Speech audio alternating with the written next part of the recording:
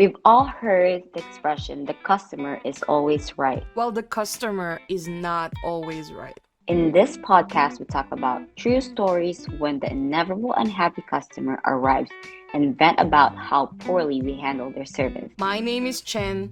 And I'm Shell. This podcast talks about how we handle bad reviews and some strategies to maneuver crazy customers that we encountered. Okay, so let me start this story, okay? So this is not really related to business, and I know our first episode is about your business and a little bit of my insight on business. But in this second episode, I wanted to talk about my perspective on other businesses or so. So the story goes that I have a family member. And this family member of mine, we tend to go out on restaurants every weekend or so. And this person is really one of those customers that I would not want to be my customer. You know what I mean? And so one example is we went to a restaurant. I think it was a Chinese restaurant, and mind you, this was during COVID season where a lot of restaurants has a lot of mask mandates, and they're checking your vaccine cards. And again, since this is the restaurant business, they're severely understaffed because of COVID. A lot of people quitted during COVID season. And it's such a horror, going out with this family member of mine, because let's start with the vaccine card. He used to make such a big deal about the vaccine cards. If the restaurants really can't do anything about it. It's mandated by the state, right? Exactly. It's not their request, it's the state. So yeah. If you're gonna be mad at someone, you should get mad at your state for mandating the vaccine card. But they can get closed down for not complying to that vaccine card, man. I do understand. So this family member of mine, one of the things he would say is but the other restaurants outside, they don't even look at the vaccine cards. And this restaurant owner was like, well, that's their policy. We don't want to get into trouble with the department. And I completely understand that answer, because it's easy for my family member to say those things because it's not his business that's gonna be jeopardized. It's his business. And he just really wants to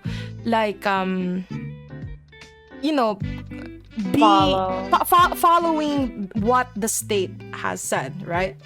So that was not a great start. So he was a complete he's a complete complainer about it.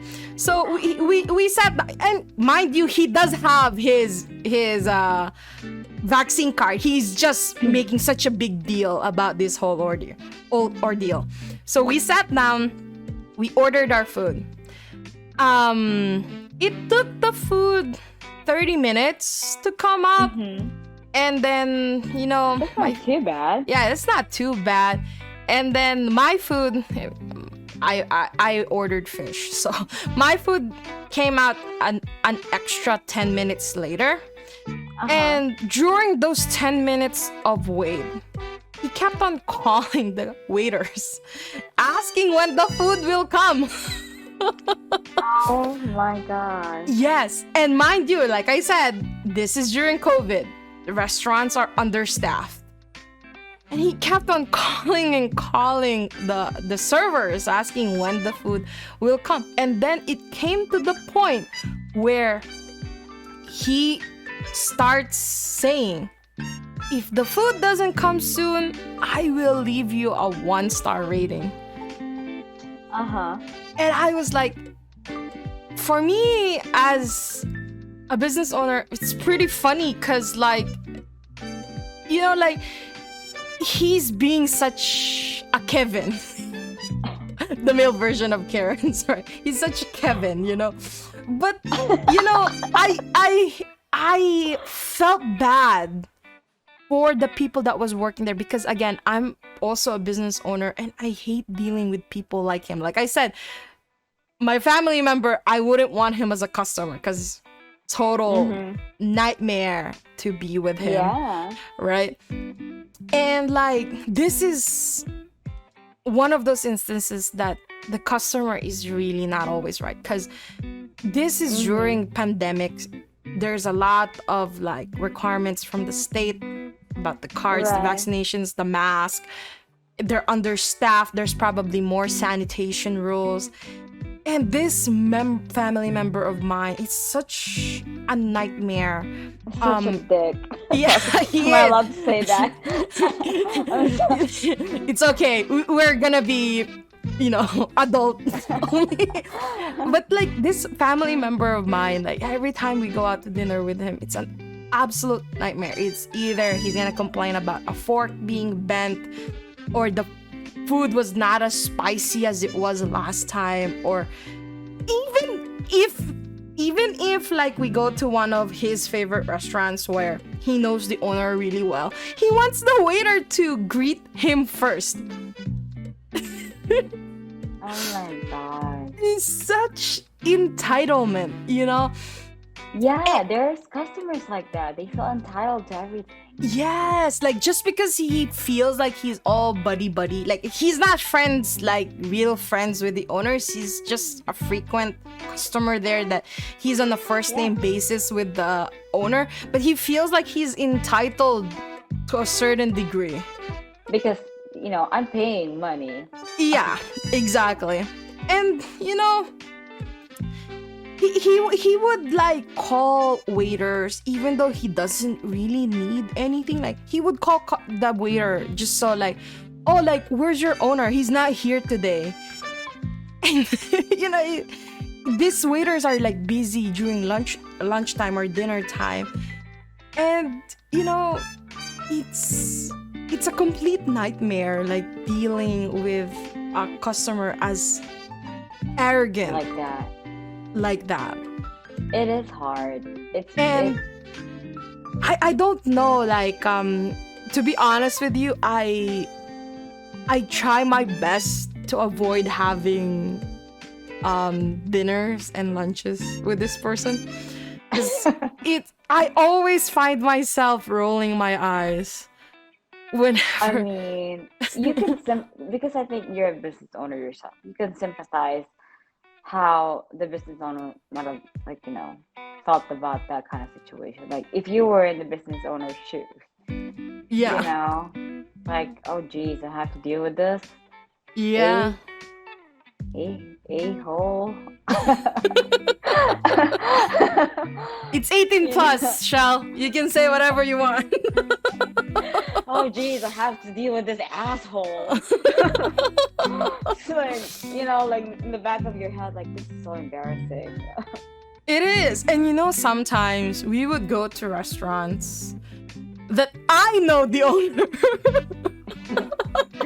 And you're like, oh my god, I cannot bring you anywhere because you would complain about everything. Yeah. You know, it came to the point where I will not take him to my favorite restaurants where I'm on the first name basis with the owner. Because I know he's gonna make such a tantrum about everything. He always finds something to complain about, you know? Yes. And I hate that. Like,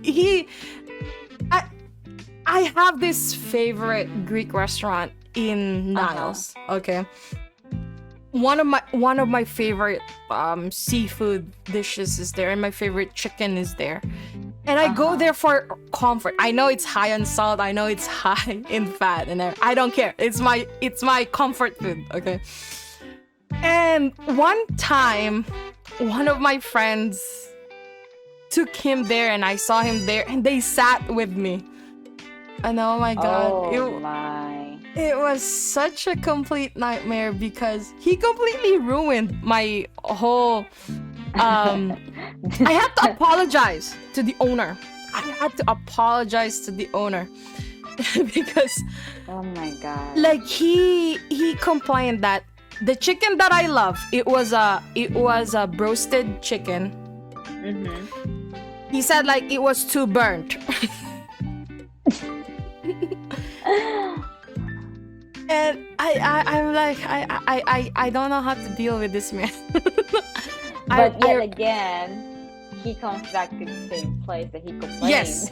Yes, he did. You know, like after that, actually, he said, you know, the lemon soup was pretty good. You know, I sometimes feel like those people were probably born just like that. They were Yeah, really they make a inside. sport. I think he's making a sport out of it. Yeah, like that's their hobby. Like maybe when they were still in the, their mother's womb, they were already complaining in there, like, man, it's so tight in here. And they came out of this world like that.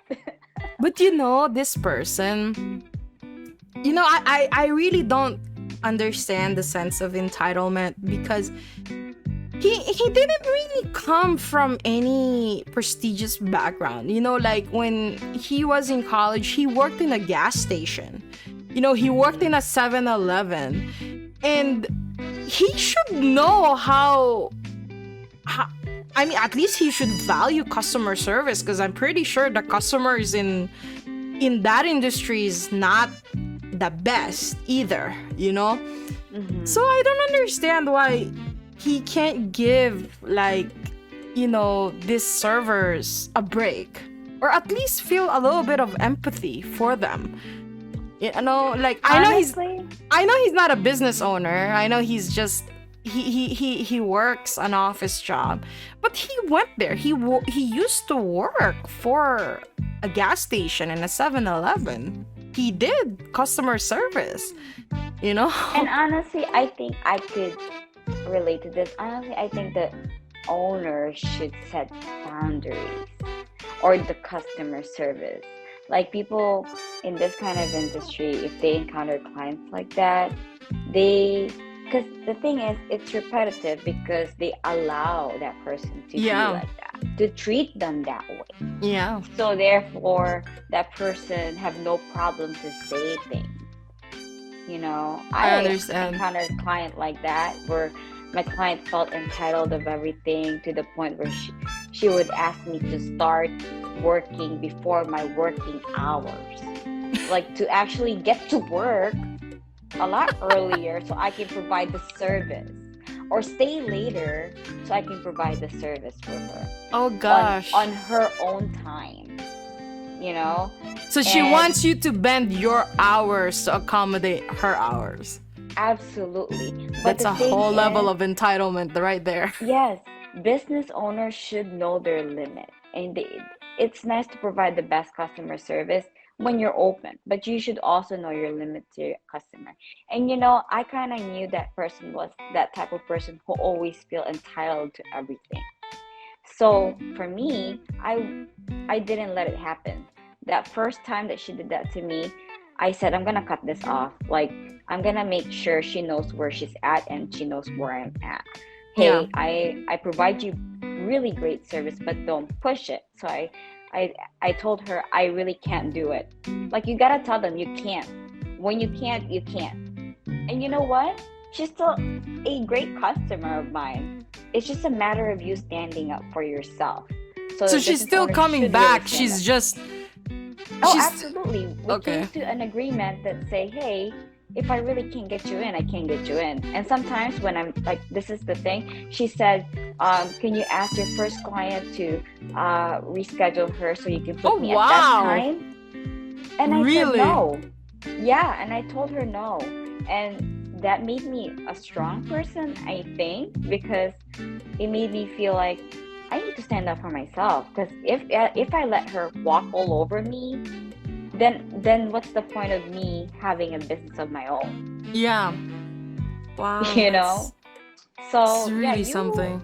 There's people like that they always feel entitled to everything.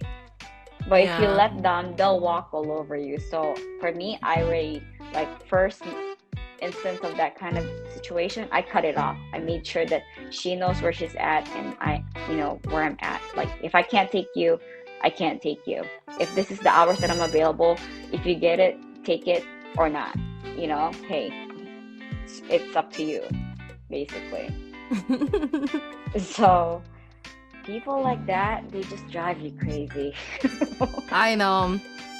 It's just like, I really do feel bad for, like, it's like, I feel bad for the business owner who has to deal with customers like this, because for me, it's easy to mute customers like this, because all my businesses are online. I don't deal with upfront customer, one-on-one customers, right? I know why I can't deal with them.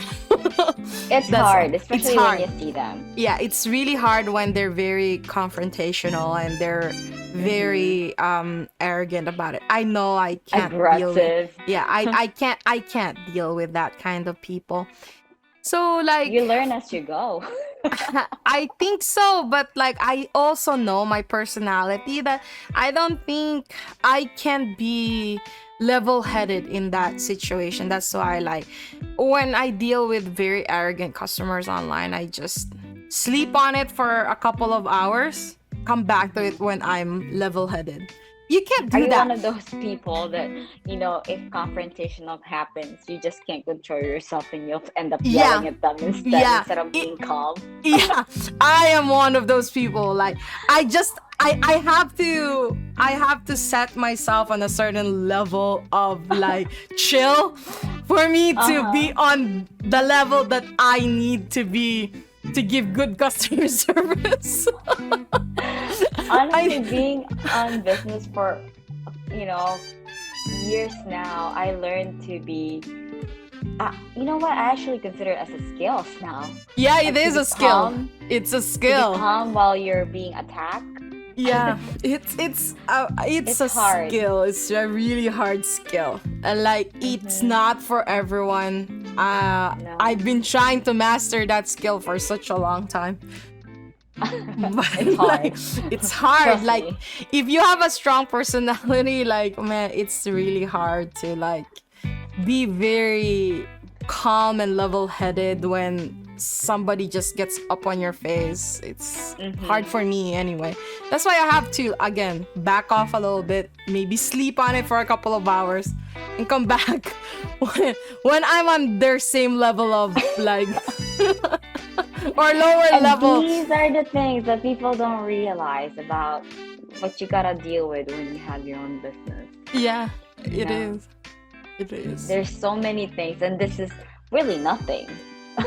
It is. And we're just talking about customer service here and dealing with clients. There's more to it. There's so much stress when you're a business owner, and people don't understand how stressful it is to own your business. Hopefully this podcast can enlighten you guys on the woes of being a business owner. Stay grounded. Don't be a pushover. That's what it is. Yeah, that's right. But you gotta respect your clients and really try to provide the best service. Of course, that never changes. That's why I said I have to sleep on it, go down a couple of notches before I engage. Because in the end, I have to resolve it in a very professional way. I cannot let anger get the best of me. I cannot let ego or pride get the best of me. I have to lower myself down.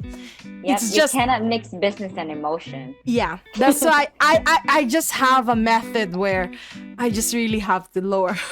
I just have to chill down a little bit. Exactly. It's hard for me to do so because, oh man, like I'm front to front with people. I can't show any emotion. Yeah, you're not in the business where you can say, okay, 2 hours, take a nap. I'll be back with you. You can't do I that. have to talk to them one-on-one. I have to deal with them one-on-one, and I have to see them. So it's really hard. Like, oh geez, like to set boundaries, but you need to. So, and if they respect that, they're worth keeping as a client. If they don't, let them go. Yeah. Trust me on this. It's 10 times better because you're gonna gain another client that will respect you, and you can respect them back. So it's mutual. It's like relationship, right? Yeah. You really have to work on it. Yeah, it's always a working process. Yeah. So yeah, hopefully, this really helps out whoever's listening out there. Yeah. Anyways, we hope you enjoyed this episode. Please don't forget to set the rules for your customers, and it's okay for you to make them play by those rules. Good customers, not difficult customers, are the lifeblood of a successful business. So do your customer a favor and treat them well, but establish some ground rules for them to follow. If we let our customer tell us what to do, it'll drive us insane. This will obstruct our ability to establish a successful, scalable business. We're not suggesting that you mistreat your customers. We're simply stating that in order to provide the finest possible service to your valued customers, you must set parameters for yourself and keep them.